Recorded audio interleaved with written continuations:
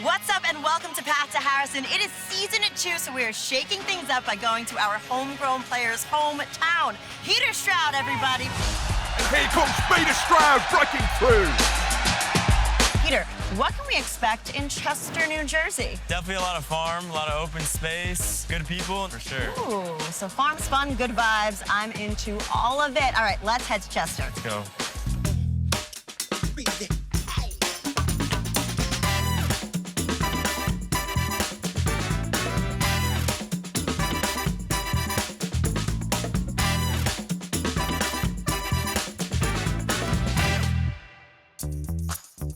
So Peter, we left the Oculus and we are here at our first stop, Black River Field in your hometown of Chester, New Jersey.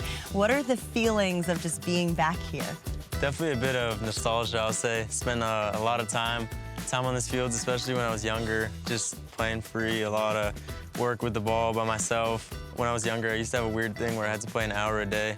So I'd always come here and play my hour a day. And yeah, just a bunch of nostalgia. It really feels like where I kind of learned a lot of the stuff. Having brothers who are also athletes, was that something that you feel they kind of pushed on you, or is that something from a young age you wanted to be a part of, you know, playing soccer for an hour a day and all of that?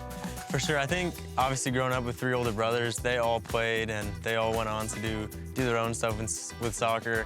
They definitely motivated me a lot, and then also my dad was from England, so having a dad from England, soccer's kind of just second nature over there, so it kind of fell into my older brother, and then my older brother passed it down, and then so on and so forth. And we just used to always play together. So it sounds like you were just thrown right into it, and it all worked out, luckily. So tell me about an early memory from when you actually fell in love with the game. Yeah, I think fell in love with the game at, like, I would say, like, 7 or 8. They used to have half times. All the teams would go to their benches, and then I'd run on the field and play at halftime, kick it in the goal. So just at that age, I feel like I just fell in love with the game, for sure.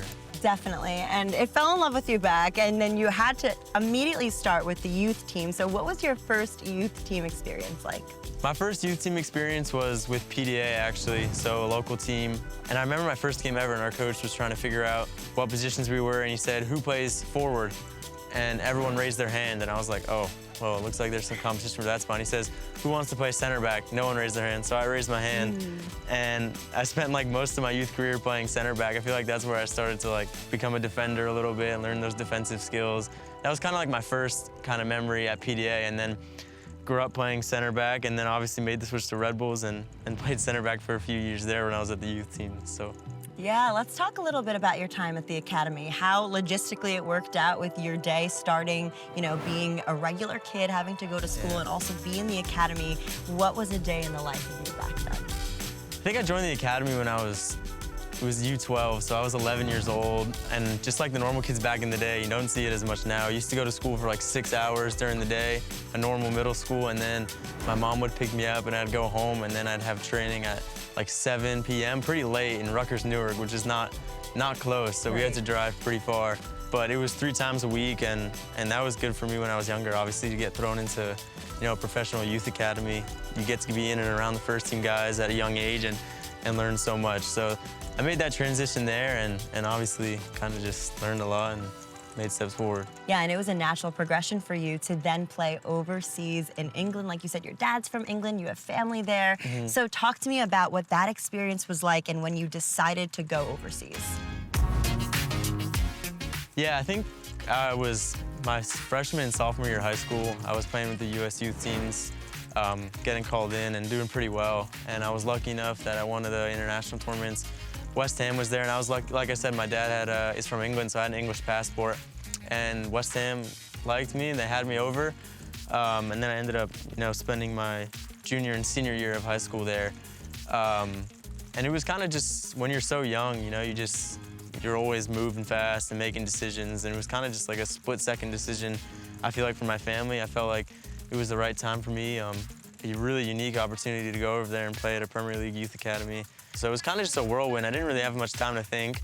Kind of just got on the flight, went over there, and just took it as it went. It was a great opportunity for me. I learned so much. What are some other things you learned when you were over there? Did you develop your love for cooking? I know you have. Yeah. What other things did you learn and grow into, you know, adjusting to a brand new culture? I think for me it was being 16, 17, 18 on my own, you know, whole ocean away. My mom tried to come out as often as possible because she didn't trust me. But at the same time, like, you just learn to grow up a little bit. I think I was kind of in a safe environment here when I was younger. Everything kind of was nice and easy for me. But when I got there, I was in a totally new area. I had to learn, you know, like kind of the hard way. Kind of had some lessons on and off the pitch. I would say, as far as off the pitch, just living in a house with 22 kids, 22 young kids from all over the world too. They weren't just from England. And then 2 host parents, you know. We were definitely a lot to handle at times, but I think I was just learning how to carry myself and how to handle myself, you know, when situations aren't the best and then when situations are the best. So I think it was important for me to just kind of grow up there, you know, where I was in this protected life here, kind of just got thrown into the fire, and I think that's the best way to learn. Yeah, a really good time of your life to be there and to learn so much. And then another thing with timing was the pandemic. That happened and cut your time there a little shorter, but talk to me about, you know, what you went through during that time. Yeah, for sure. I think the pandemic was you know, kind of like a signal in a way for me, to be honest, because you know, I wasn't thinking about that whole college route. I was more thinking, you know, sign pro at a young age and, you know, stay overseas. But when the pandemic hit, decided to come back to America because everything was shut down and, you know, everything was shut, so couldn't really do anything. And then kind of like directed me in the path to go to school, to go to Duke, obviously, which they gave me a really good opportunity. And yeah, the pandemic had kind of like a silver lining that got to spend a lot of time with my family, even though it was tough to leave, you know, England, because I had such a good time there, developed a lot of relationships. But then I came stateside and kind of created a whole new path for me. So definitely some silver linings in the pandemic. Absolutely, and you played 3 seasons at Duke. Yeah. Oh my goodness, you racked up a ton of accolades, MVP, this, and the next thing. Yeah. So let's talk about how much your skills really progressed and how much you grew as a person during your time as a Blue Devil.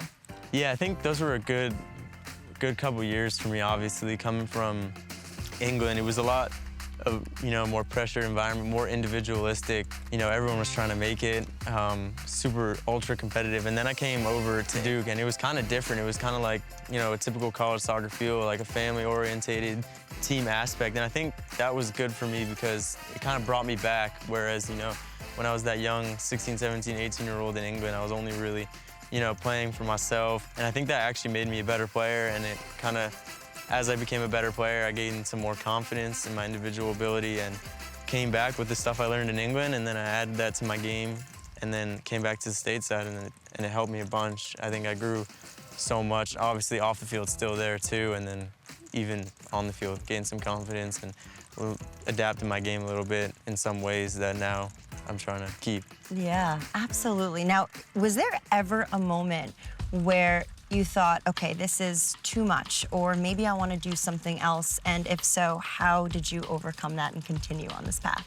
I think when I was 16 at West Ham, so it was my first year there, and I'll never forget, it was my first time like really training first team. It was like my first play.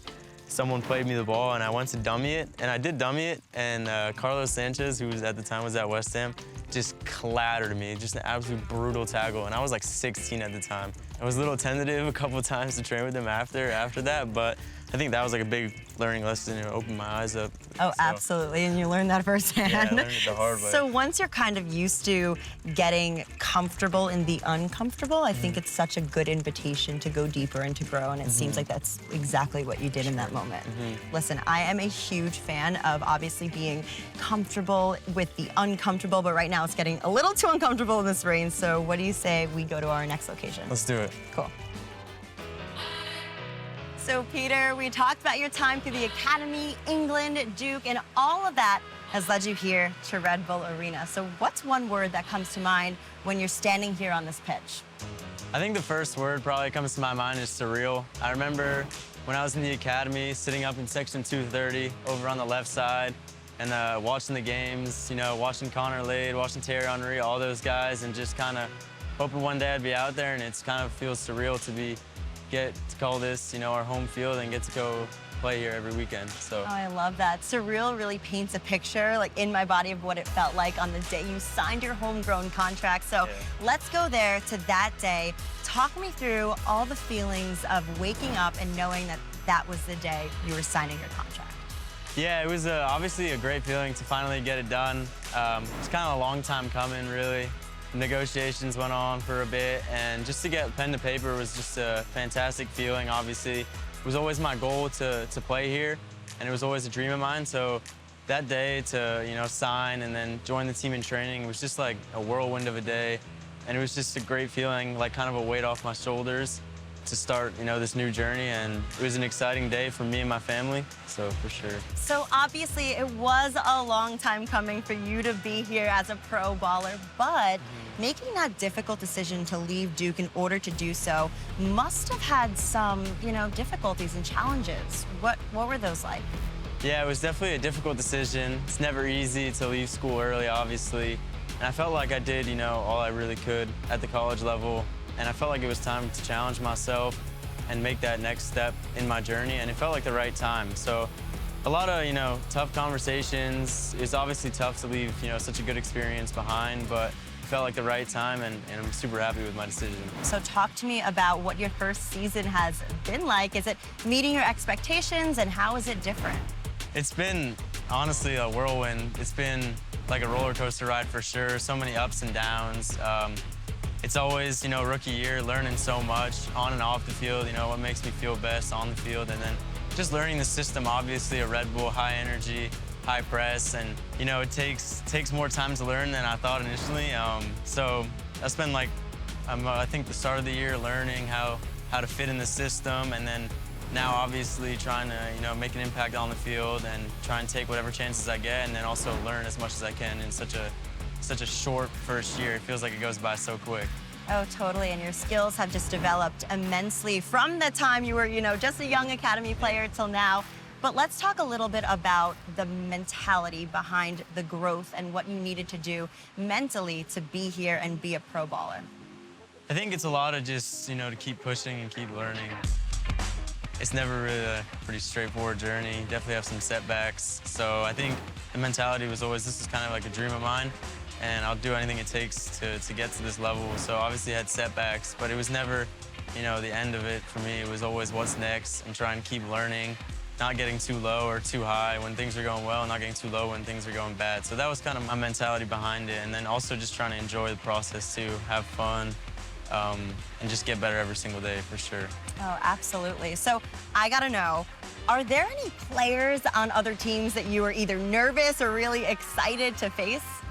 I would say I don't really fear any players, to be honest, but I think my second start was against Toronto in Toronto, and they obviously had Insigne and Bernardeschi, and I was kind of excited for that game. Definitely had a pretty bad tackle on Insigne, from what I can remember. Hard challenge by Stroud, and yellow card. I was going to VAR. I thought I was going to get sent off for a second, but luckily I didn't. But that was probably one time, and then after that, so many games, they come so fast, you don't really have time to think. You just kind of focus on the next, opportunity to prove yourself. So, yeah. What a core memory that you're gonna have for the rest forever. of your life. Super cool. Definitely. But let's talk about the future and what some of your goals are. I think for me, it's to become consistent player for the team. Obviously, rookie year, ups and downs. So in these next couple, seasons or, however long, just try and become a consistent, reliable player that can play, every game in the season and be without fault, for sure, is one of my goals. And then, obviously, you dream of playing, at the big stage. Definitely want to win the MLS Cup here at my hometown team. Yeah, and so I know you may be feeling like this is a surreal moment, but it's real. You're really here, and we're so happy to have you a part of the team. So thanks so much for joining us today on Path to Harrison. I'm Ali Melendez, and of course, Peter Stroud. We'll see you next time.